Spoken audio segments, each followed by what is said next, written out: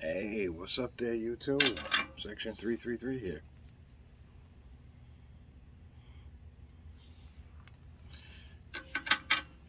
We're going to see how much time we got to record. How is everybody tonight? It is, let's see, what week is this? 4th of July was last Sunday. So it's a week after the 4th. Just about. Be Sunday in a few, about 40 minutes. So it's a Saturday after 4th of July, which came on a Monday. So just sitting out in the yard. It's been a while since I made a video.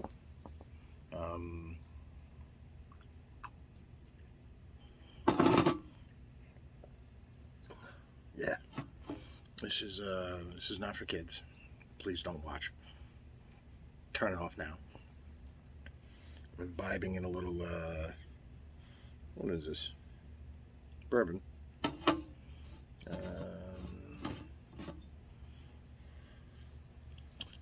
Can't remember the brand, in all honesty.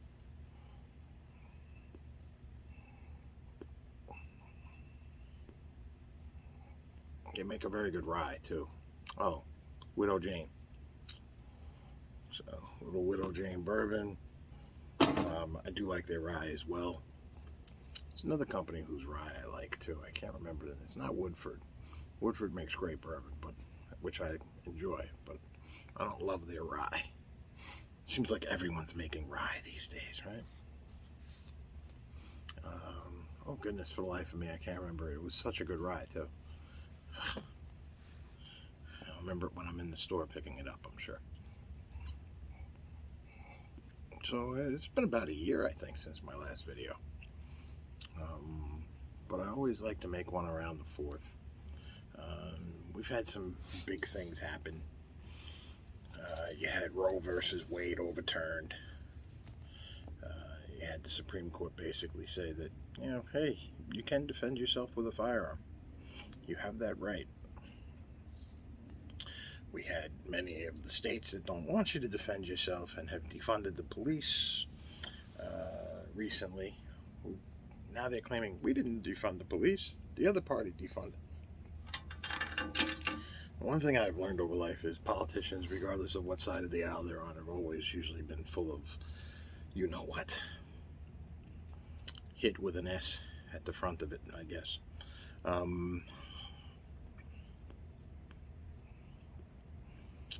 So Roe v. Wade is overturned. I really don't know how I feel about that.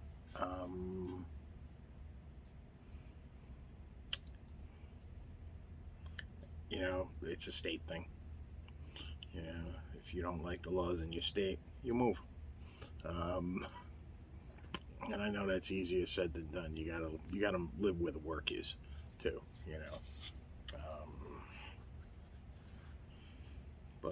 So I do understand that as well. My strong libertarian mind, I always prefer to leave others alone, let them be, let them make their own decisions for themselves. That's just me, though. So, like I said, enjoying the Widow Jane bourbon. Got a little Guinness here to chase it with.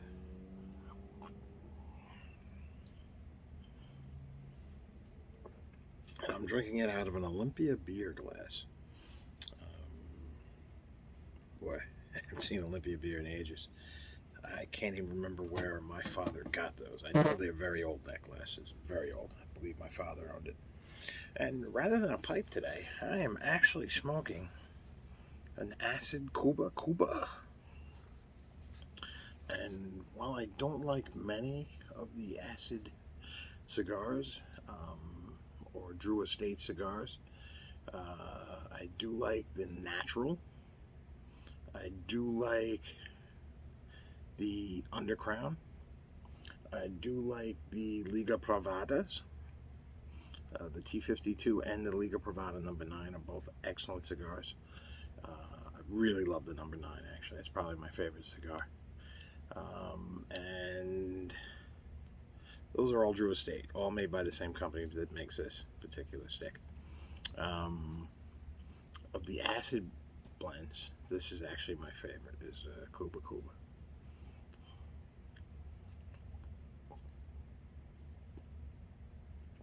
And the reason why is because it's got spice, it's got sweet. Um, there's definitely a casing involved here. Um, it's the least noxious, I think, of their cigars. Like the Adam Maduro, what a scent does that give off? You smoke that, everybody in the whole room knows you're smoking that. You can be in a room filled with like gasoline smoke, and you light one of those up, and everybody would know that you just lit up an Adam Maduro. So, yeah, I think this is one of the more subtle sticks from Drew Estate Acid line. But like I said, this is my most enjoyable one from that line. And before I smoked pipes, I actually did smoke cigars first. So I've always enjoyed cigars. Oh, really nice, tight gray ash. Um, yeah, this is a nice cigar, and I just felt like a cigar today, or tonight. Didn't feel like messing with the pipes or anything like that. And still smoke pipes, got plenty of pipes, still smoke a lot of pipes. Um, yeah, so what's been going on? So, we've had the beer virus. Um, and I finally got it. Took me 2 years to get it, but I got it. Not that I wanted it, mind you, but I did catch it. I had mostly GI symptoms. I had like a new symptom every day for like 4 or 5 days, and then my symptoms disappeared overnight, and I was good for 48 hours. They let me come back to work. So I was only out for work for like a single week. There is some dire news. We had a loss in the family, and it was not my mother. My middle daughter is engaged to a young man, very nice young man. Unfortunately, his mother passed away while on a cruise. Still don't know the cause or anything like that. It's a shame. It's a very nice family he comes from. His mother was a very nice lady, very sweet lady. Here's to you, Barbara.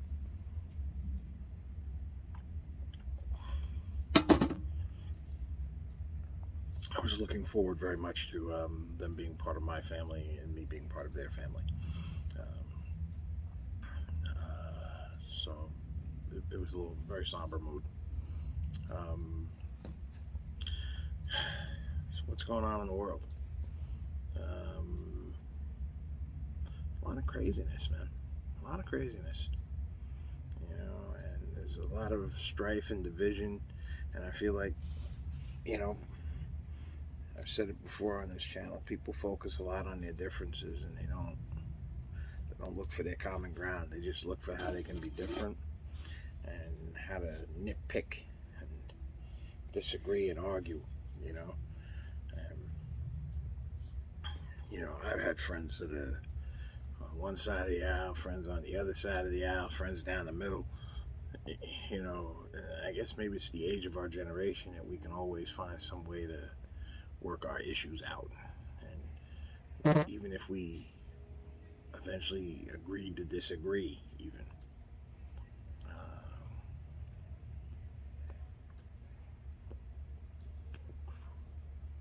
But this is a great cigar, really is. Like I said, if you haven't tried one of these, I highly recommend it if you like cigars. Like I said, there's definitely some spice going on. There's definitely a lot of sweet going on. It's got a lot of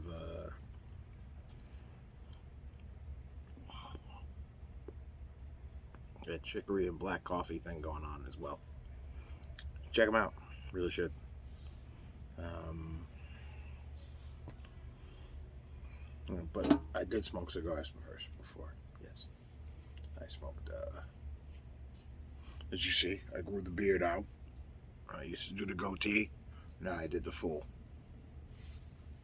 Wife likes it. Happy wife, happy life. So yeah, this is just sitting out here. I'm looking at the pool. We had ducklings in the pool. Actually, it was on the 4th of July. We had ducklings in our pool. Mama duck and like 8 of her little ducklings. And I had to take like my Thermarest sleeping pad and slope it into the deep end of the pool. So eventually they would use that as a ramp to walk out of the pool. They were cute. 3 of them were able to jump out. The other 5 were stuck in the pool. They couldn't get over the lip. So eventually they got out. So I hope they are okay. I have not seen them since. But I believe she gave birth to them up in the shrubbery above my pool. They say that ducks will find some place near water to birth the ducklings because they want to get them into water as quickly as they can. And that they consider themselves safe in the water. And I did not know, and it's funny too, I have hunted ducks. I did not know ducks could dive under the water like that.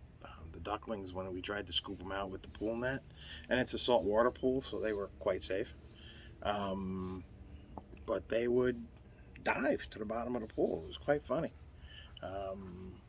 10 feet down, 9 feet down. It's not a 10-foot pool, it's a 9-foot pool.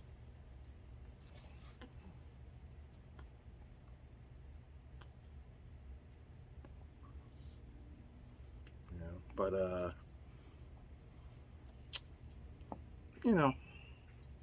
that was kind of funny. We enjoyed that, and oldest kid is in Japan for 2 years now. She's an attorney over there with a company, and her fiance is he's got a job over there. He got the job first, actually. Surprisingly, they got married. It was actually funny. They got married because she didn't know whether or not she was going to find a job over there, and they got married this time last year. And we had an engagement party for them in January of this year. And nobody in the family knew. We found out the day after the middle one got engaged, which was like April 2nd or 3rd. We found out that they were married. So, which was fine. I mean, we're happy. We love the family. We love his family. We love him. He's very good with the daughter. She treats her with respect and kindness. And like I said, I think people lose sight of so much in life. They get so hung up on things like how much does the spouse make, what color are they, what's their religion. Well, do they love each other and treat each other with respect? And mind you, I think religion is an important factor in life because I believe we learn morals through our religions, whether it is Judaism, Buddhism, Islam, Christianity.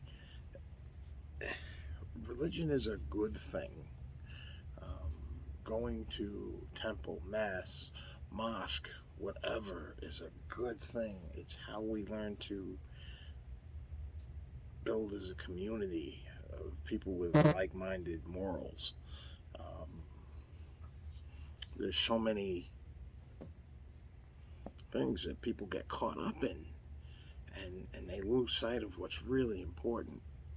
And it's like I said, as long as they love each other, respect each other, and make a commitment to each other to be teammates and friends, because it's a partnership, and marriage is a partnership, but it's one of, you have to be understanding. You have to eat crow. You got to know when to eat the crow. You got to know when to stand your ground too, because the other person has to respect you. And there's times when the other person may not show that respect to you, and you may have to demand that they show that respect to you. But there's a nice way to go about demanding it, you know. It's and I wish, I really wish people would learn what's really important and in life.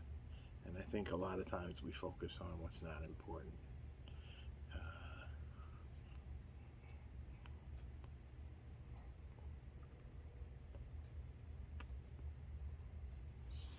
I've seen people argue over which restaurant to order food from at the office, and I'm like, are you really taking the time to out of your day to be upset about this? Of all the things you can be upset about, this is where you're gonna be upset, you know? And it's like, ah, come on, it's one meal. It's lunch, man. You know, and it's like the big meal is when you get home. I said, you eat with your colleagues, great. You know, I'm glad you're so picky about what you eat when you're with us. But you know, the big meal is when you get home and you're sitting with your family and you want to sit down and break bread with your family. And I think that's a real important thing. When you sit down to eat, and you know, just take it from a guy who lived alone for a long time and ate a lot of meals by himself. Um, there's nothing like sitting down to a meal with your family, especially after. And this is why I always think too, like, you know, I don't care if you're the husband, the wife, the father, the mother, whatever. Um, when you prepare a meal for your family and you sit down to eat that meal with your family, that's cool. And your family appreciates that you took the time to prepare this meal and eat this meal with them. You know, it's that's a big thing. You know, and I think that's something where I believe people overlook that. Oh, we'll just order in. You know, the kids will eat at the table when they get here. And I grew up. I mean, we had hockey practice, football practice. I did martial arts. I hunted. I shot guns with my father. You know, we did all kinds of activities. You know, as kids. You know, we were very active. I went away to camp and stuff over the summers. You know, except for the times where I was like away or something like that. When we 5 days a week, 6 days a week, we sat down to dinner together as a family. And that was a big thing for my father. It was a big thing for my mother that we all sat down and ate dinner on a regular basis. You know, and that was important. You know, because it builds your inside responsibility to your own family when you have your own family one day, and that's where all the teaching would take place. You know, for me, a lot of times, you know, you come home from school, you know, and your father asks you about your day, your mother asks you about your day. You tell them, you know, maybe something happened with a friend, you know, or, you know, maybe you had an interaction with somebody, and this is when your parents would counsel you on these things, like say to you, you know, hey, this is you know, this is how I would have handled it, or, you know, and ask you, you know, like questions about like, well, what do you think when this happened? What do you think when that happened? Why'd you do this and why'd you do that? If you could have done something different, what would you have done? You know, or you could have said something different, what would you have said? That's where, like I said, that's where that learning and training took place. And like I said, I got it from both sides. I got it from my mother, I got it from my father, you know, you know, and then when my father passed away in his absence, my uncle, my mother's brother, had come to stay with us for a while. And because he had bought a house in Virginia, but his job up here was very lucrative, so he stayed up here to work the job up here. And then he would run the road, travel down to Virginia on like every other weekend or something, you know, spend like 4 or 5 days. And he'd drive back so he could be at work on Monday and stuff, yeah. But, you know, so this was like a thing that he did, which was great. And, but I sat down at dinner with him at night. You know, I was in high school. So who did I sit down with? I sat down, I had dinner with my uncle every night. And I gotta tell you, like a father, he would ask, how was your day? What happened? Oh, so, okay. And he'd ask the same questions my father would ask, like, well, what would you have done differently if you could have done something differently? What would you have said differently if you could have said something differently? What was going through your mind when you had this reaction and that reaction, and he taught me, they both taught me, and my mother even taught me. They taught me how to rein in my emotions and let a situation percolate in here first before it came out of here. Before the response came out of here. Think about it before you. And sometimes he said, sometimes you even have to tell people because people think you're ignoring them. And he says, nah, just tell them that you're taking your time to formulate a response or to think about what you want to say. And I actually did that once with a teacher. A teacher yelled at me, and he thought I was ignoring him. And I said, brother, I'm sorry. I went to school with Franciscan monks. And I said, brother, I'm sorry. I just need time to think about what my response should be for that. And while he continued to berate me, later that brother pulled me aside and he said, that was one of the most mature things I've ever seen come from a 16-year-old. He says, I've been doing this for 40 years, son. And he says, I got to tell you something. That was extremely mature, what you said, because you realized you did something wrong. And you realized that you didn't want to respond in the moment. He says, that took great maturity. He said, where did you learn that? I said, well, from my family. And then he said, well, this is what I'm always trying to impress on you young children, is the importance of being a good parent. The importance of having people in your lives who can teach you how to act in situations and react in situations. Some people learn it when they're much older. Some people learn it when they go through the military. Most people learn it from their families. And this is why a two-parent family is a beautiful thing. And if you have a two-parent family that's engaged,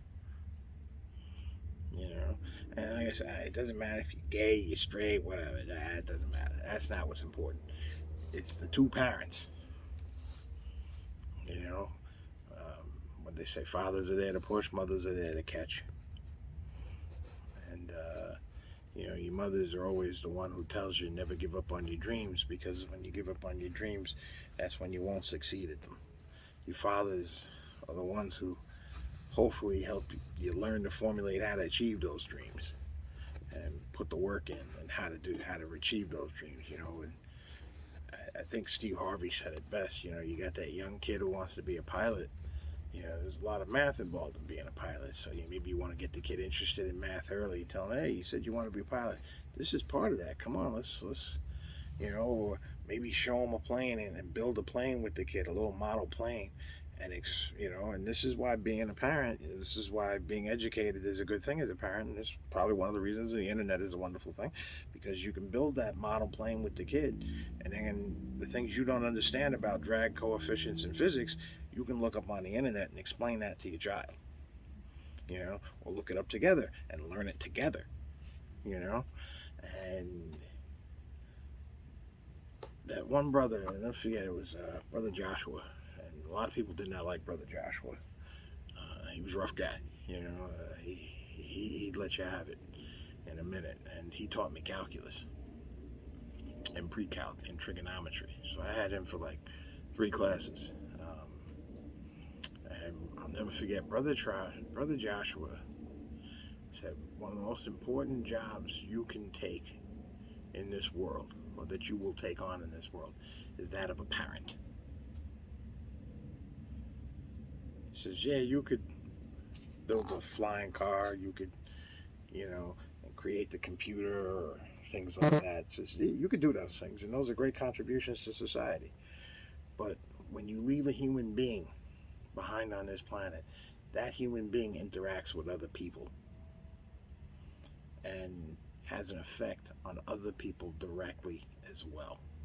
So while those things are great, it is also important that you leave a good legacy behind, not just in your achievements, but in your legacy of your ancestry, of your bloodline, of your children. That you have to do a good job of raising those children. you know, and be there for them so that they turn out well adjusted and normal, you know. And I still agree with that. And I've kind of tried to live my life that way. You know, it's not so much what would Jesus do, but, you know, what's the right thing to do right here? You know, what's the thing that's going to be best for this kid? You know, and you know, you think about all those mornings your father got up to drive you to hockey practice or football practice at 5, 6 o'clock in the morning. You know, and you know what? Gee, Dad got in late last night. How's he wide awake? Yeah, but he didn't care because he was doing this for his family. You know, and the sacrifices my mother made were for her family. You know, and you know she worked. My mom, she was a nurse, and she made sacrifices all the time. You know, she worked 3 to 11 shift, and you know she did it because it was more money. She contemplated going to days, you know, but that was so much less money. So she said, "No, I'm gonna stay here." And then she became like the supervisor. And, you know, she got to work the days and stuff. But let me tell you, man, parents make sacrifices for their children, but they don't look at it like a sacrifice. They look at it like this is going to be something good for my kid. That's how they look at it, or that's how they should look at it at the very least. They shouldn't look like they're giving. You should never feel like you're giving up something so that your kid benefits. You should just feel like this is going to be good for my kid. You know, this way it's not a sacrifice, because if it's good for your kid, it's good for you. Yeah. Even parents that are divorced, you can be divorced and have a good two-parent family. Yeah. Like I said, it's about keeping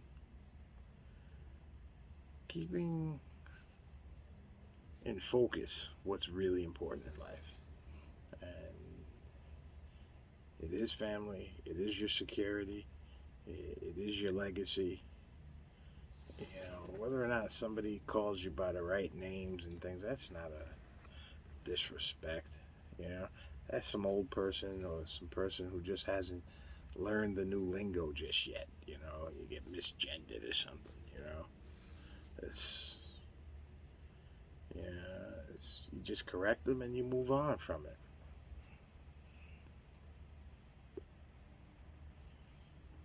Oh, my stogie went out. Do we have a lighter out here?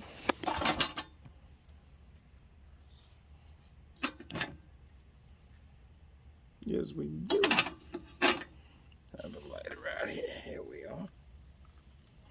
I got the lights on in the pool. It looks so beautiful.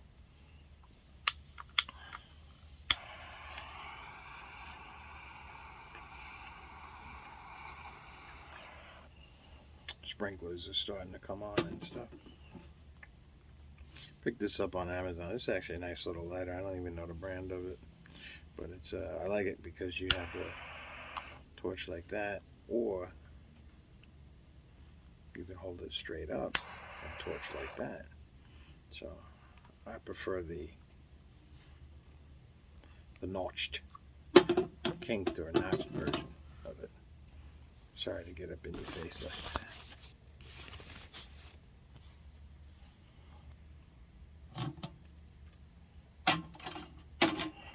Put it in front of my light. Yeah, so let's see. Like I said, the middle daughter's away because she's out of state consoling her boyfriend. None of the kids live home, but the youngest one's fiance, he's out east. So the youngest is and her dog are staying with us tonight.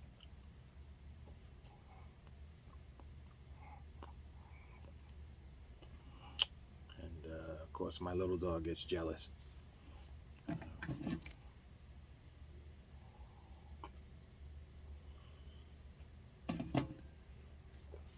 It's so weird. Like, I don't know what I want to do. I want to drink the beer. Do I want to drink the bourbon? Yeah, I got some bourbon now.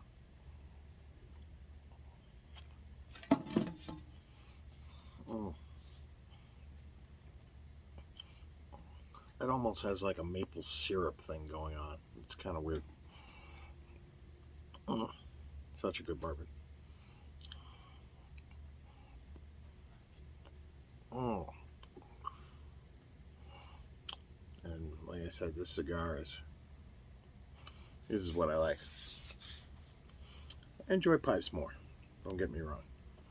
But I haven't been smoking much at all. That's one of the reasons I haven't done too many videos. In all honesty, like I said, I've been working so much. I'm on vacation this week. Staycation. I don't go away. Because I still got my mom. I got to take care of my mother. And I have an aide during the week, and then I take care of her on the weekends, things like that. So I'm like working the weekends, too, so to speak. You know, I cook her food, and I freeze food for her. I cook food for her. I cook all her meals, which is the right thing to do. She cooked all of mine. My father cooked all of mine. Right? We rarely ate out unless we went to a restaurant or something. Very rarely did take out.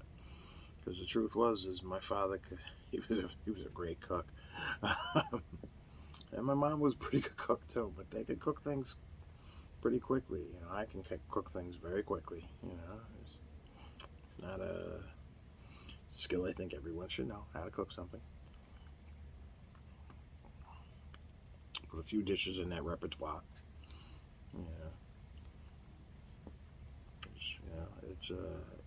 It's a good skill to know how to feed yourself. Yes, I agree. Yeah. So while I longer and for the yesteryears or earlier days of this country,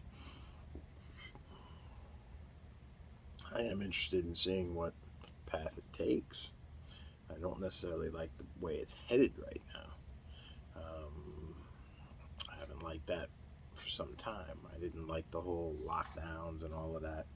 I'm not sure how necessary they were, as there were states who never locked down and seemed to do just fine. So, and it's more than one. Don't just say it was one state. It was more than one state didn't lock down and did just fine. So, people got to be honest with themselves, and I think that's another thing too. We're not honest with ourselves anymore as a nation. We're not honest with ourselves anymore as a people, and a lot of tribalism, a lot of everything has become political. I watched this comedy tonight with our youngest. It was terrible. She's like, "Oh God, you're gonna love this. It's so funny." And then I realized, I said, "Wow." I said, "This is really just not funny." The whole idea that this is comedy is completely lost on me. It's so bad. And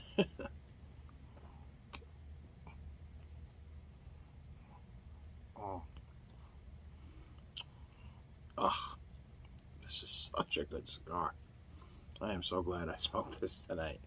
I think this might be my last Kuba Kuba. In all honesty, I might have to pick up some more. Like I said, but I smoke so infrequently. I have cigars now that I have had for 4 or 5 years, maybe 9 years even. And yes, I maintain a humidor extremely well. I'm very good at maintaining a humidor. A cigar shop actually told me I could teach a class on it with a hygrometer. Yeah, I had a friend who owned a cigar shop, this guy Mark, and he used to say all the time, he's like, I come to your house and I grab a cigar out of your humidor and it's nicer than my walk-in humidor. He says, what the heck is it that you're doing? And I taught him everything that I do with the humidor. And before I put one cigar in it, like I do a whole setup in it. I do it with sterile water and things like that. I filter out, I actually use a heavy metal filter to filter out the water in it. I use a special blue paper towel, and I line the top of it. I line the whole box with the blue paper towel after I've wiped it down with this sterile water. And then I line the whole box with the blue towel and let it sit. Don't open it for 48 hours. Then I get my hygrometer, I put that in there, hold it for another 48 hours. So now it's 4 days. Then you put your stogies in.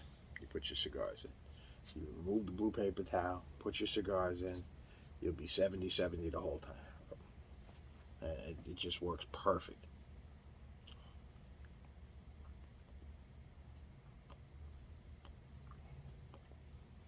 Because temperature is just as important as humidity for cigars.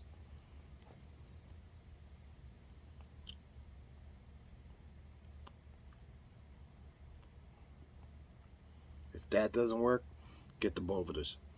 Throw the Bovedas, throw them in actually, they're really for pipe tobacco. You get one of those acrylic pipe tobacco cylinders. You put your cigars in that, put the Boveda thing in there. They can even touch the cigars. It's fine. That's the easiest way to do it. And that sealed jar, that bale jar, will work beautiful. Like I said, you gotta get a tall bale jar, in order to do it, because cigars are long, obviously. And but yeah, that's it. So listen, thank you all very much. I hope to maybe I'll put up a couple more videos this week. I hope to be able to do that. I really appreciate everybody that does tune in. I appreciate everybody that still comments on the videos. And hopefully we'll get something up there soon. Section 3 out. Like, comment, share, subscribe. God bless, guys.